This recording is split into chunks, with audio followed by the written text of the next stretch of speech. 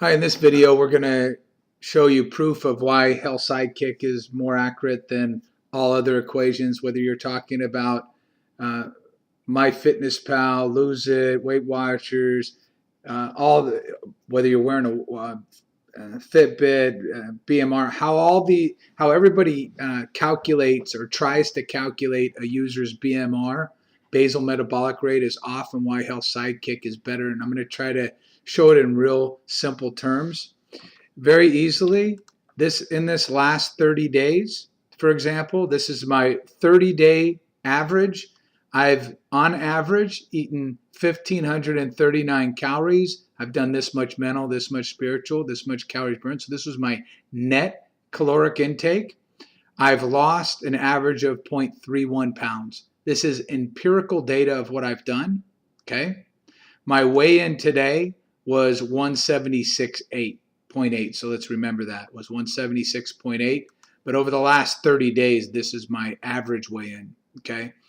So 1,539 net calories gave me 0.31 pounds in weight loss. Okay.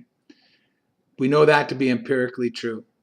If I go to the goal section of HSK, and let's say I want to, we know that, like I said, we weighed in at 176.8. Let's say over the next month I want to lose 0.8 tenths of a pound over the next 30 days. Again, there's another problematic. You should be looking at what your average weight is going to be doing, not what your day-to-day weigh-in is doing. But let's just do this because this is how all other sites and calculators and so far calculate.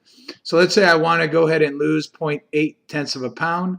I go to edit, and I can go where it says click here to calculate calorie goal based on BMR.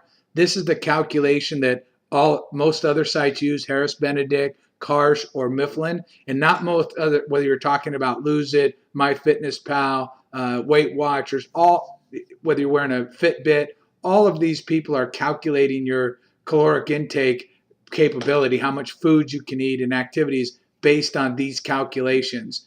It will tell me this. I can eat 2,180 net calories and lose 0.8 pounds, right? That's what it says, correct? 0.8 pounds, okay? If I go back to my dashboard, I know for a fact that over the last 30 days, I've lost 0.31 pounds, right? And that this is the eating 1,539 net calories. I know that to be fact. That's empirical data. So how could it be possible, if I go again back to my goals, if, for example, how could it be possible if I click on their calculation, could I eat 2,200 calories and lose weight, lose 0.8 tenths of a pound? Fact is that I couldn't. These calculations are wrong, and this is generally why people don't continue to lose consistent weight. They end up going, what happened? Well, it's because the equations are not correct. If you use Health Sidekicks, because Health Sidekick calculate in general terms. I don't eat like you, and you don't eat like me. We don't have the same bodies, and so forth. HSK calculates on exactly the foods that I'm eating, the exercises I'm doing, the spiritual mental stuff that I'm doing to give me an exact equation to weight loss. If I go click here, you can see that HSK says that 1,373 net calories per day to lose 0.8 tenths of a pound.